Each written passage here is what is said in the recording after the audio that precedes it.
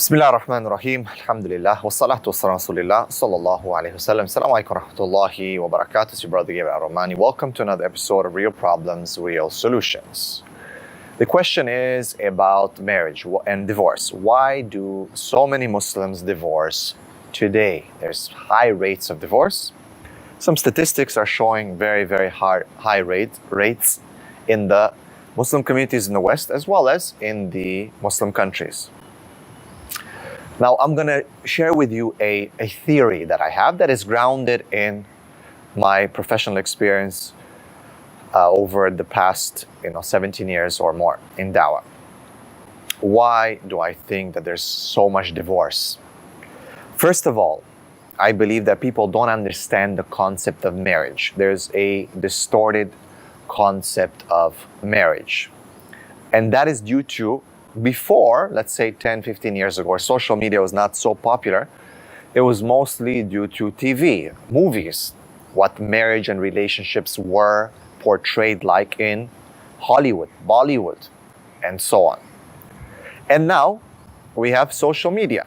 A lot of brothers and sisters are on social media checking out these very high-performing accounts, a lot of them being with sisters, brothers and sisters together, married couples, hundreds of thousands of followers, if not millions, showing their relationship, how good it is, traveling around the world, vacations. And these accounts, if you look at it, there might be hundreds of them, thousands of them, if not.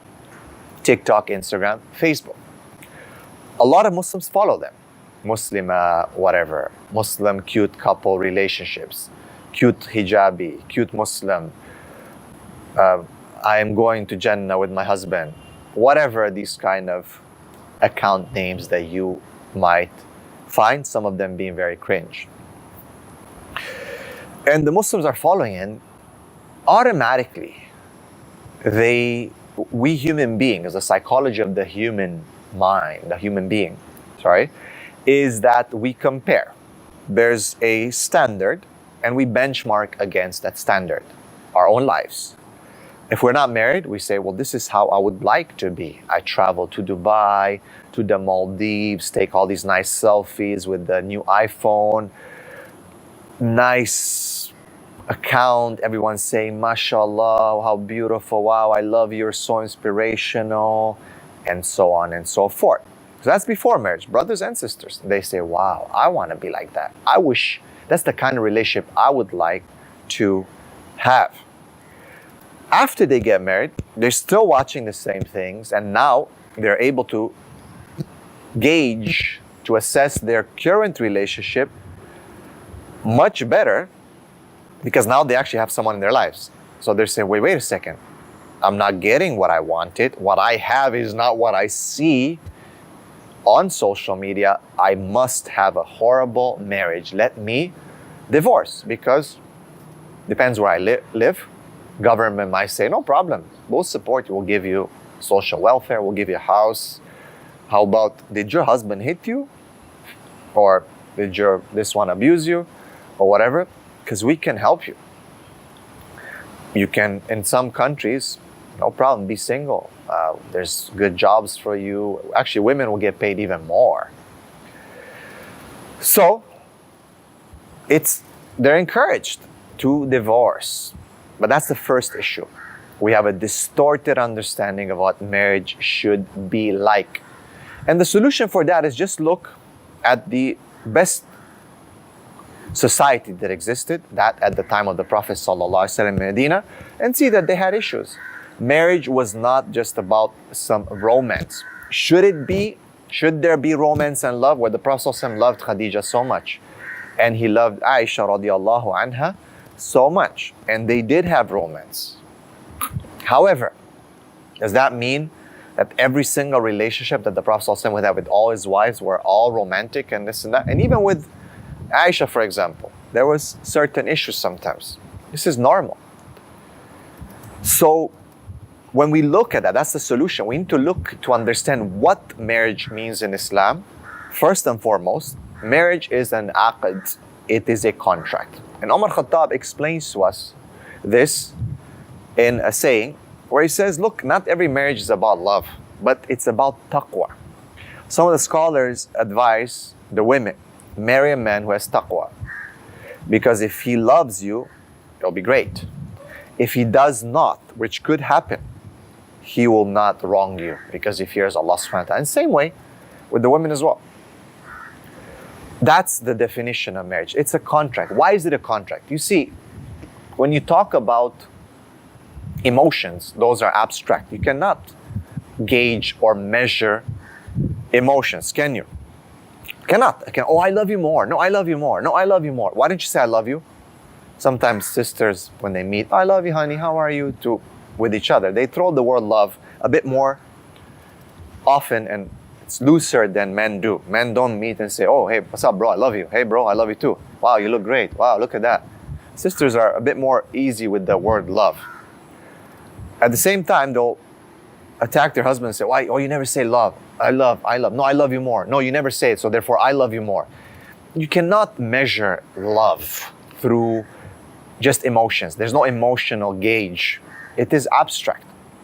However, that's why nikah is a contract, is an aqd nikah, because it is measurable. There are measurables there. There are responsibilities and rights that are measured according to fulfillment of obligations, actions, responsibilities. That's when you can actually see. So that's why some people think, oh, it's dry, oh, you have to pay mahar, oh, you have to do this contract, you have to do this, that, witnesses. Where's the romance? Again, it takes precedence over romance actually, because if anything goes bad, and you know that it does happen, people don't come and say, well, let's hold accountable love. No, they'll go to court, and there'll be qadis or judges, in many cases, using the non-Muslim court system to push their rights. And hey, it happens because you live in those countries, isn't it? That's what it shows. To push and use that and even blackmail or threaten people to get their rights. So now it's becoming a measurable thing, isn't it? So let's keep things in perspective. Nikah is a contract where it has to be, and it is. And about love, love can come or not, depends. Allah subhanahu wa ta'ala says in the Qur'an, Surah Al-Rum, that He has put love between us, no doubt, husband and wife. But that love can be developed or it can disappear very fast, or sometimes might not even end up starting and developing. It depends. However, the contract will always safeguard two people. And that is why it might sound dry a little bit, but it is a contract. So that is the first thing. The second thing that is important to understand, and again, it is a theory when it comes to marriage. And I've said it many times, I believe that we get married too late. Too late. Why? Well, because culture has conditioned us to marry late. You're not ready. You don't have the money. It's not the right time. Parents push their children to continue to struggle against sexual desires and urges to get married. You're living in fitna. I was talking to a brother who's studying in a Muslim country that's very conservative, probably one of the most conservative, and he was saying, bro, even here is super fitna. And he wants to get married, and he's just still a teenager, because he says, I cannot focus. I know you might laugh, oh, you cannot focus. That's exactly how parents react sometimes. Oh, you can't focus, you can't control yourself. What's wrong with you? So we see this generational confusion in parents and in society who's pushing the young men and women to delay marriage, even though they can get married. And I've offered certain solutions to the communities where the whole community, remember, we're an ummah. We're not like, well, just go on yourself, and well, you're not ready because you yourself are a loser or whatever. The ummah works together. وَتَعَاوَنُوا عَلَى الْبِرِّ وَالتَّقْوَى. Cooperate in righteousness and piety. Cooperation means the whole ummah helps each other. A community, the imam, the parents, the elders, there's a community fund for marriage, so it can take care of the financial problems that might present themselves in the path of marriage of our young brothers and sisters. There can be a council that looks at these things. The community can look at a vetting process, premarital counseling, postmarital counseling, marriage matching in the masjid, in the community systems. Like we've developed halal meat and I don't know what else, Islamic schools supposedly.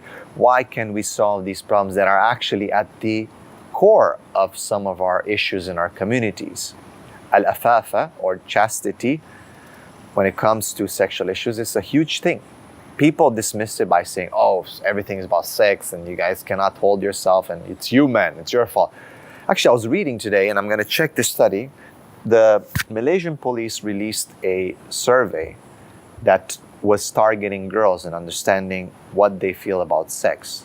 I will check the statistics again, the reliability, but I will not mention it right now. But overwhelming majority of women were reporting that they are engaged in sexual premarital sex. This is about women.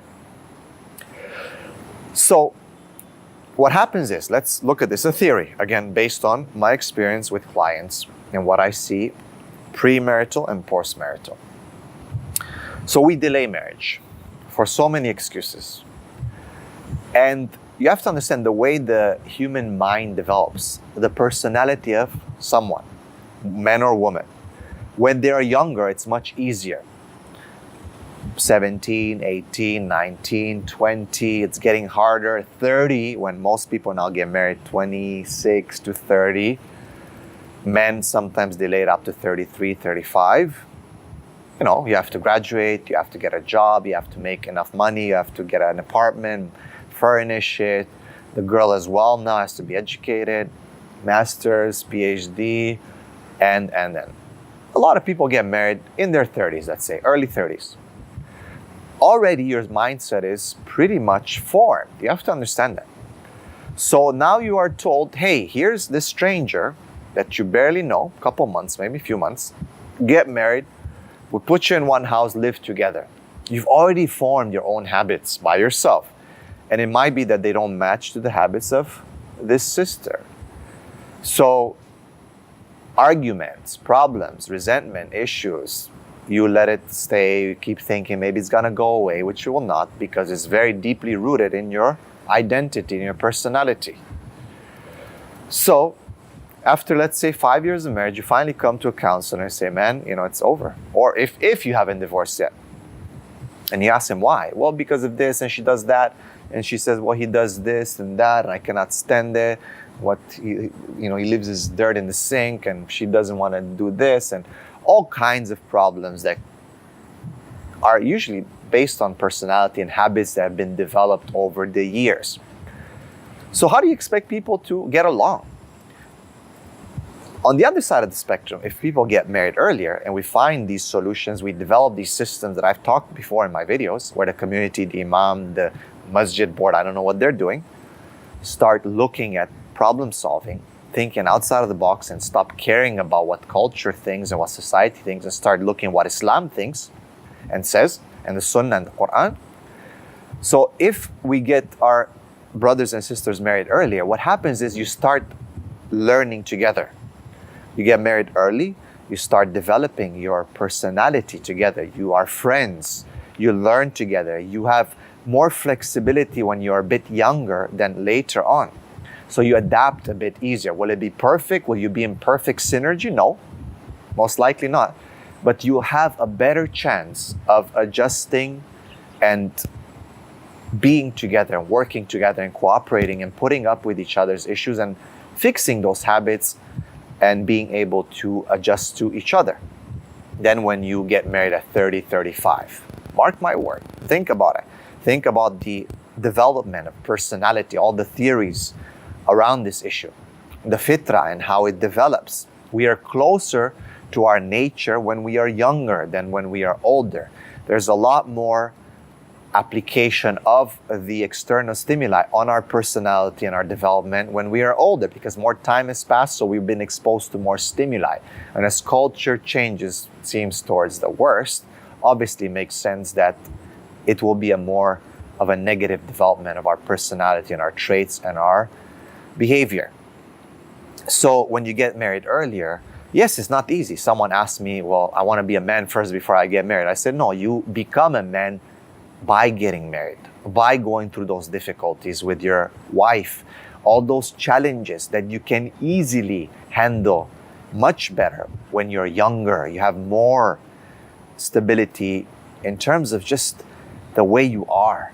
You're more flexible. While when you're older, you're more solid, you're more, you're harder to change. I hope that makes sense, because I do call upon the Muslim communities, imams, masjid boards, elders to sit down and solve this problem.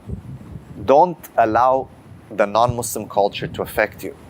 How can you do about this problem? What kind of funds do you have to set up?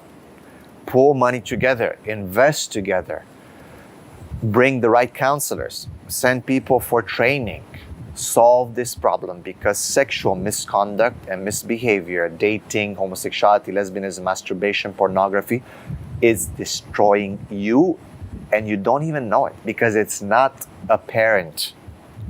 Oh, we're fine. Look at our community. We're fine. We have this nice masjid, nice Islamic school, but you don't know what's happening in the background because you're not there on the actual ground to know these things.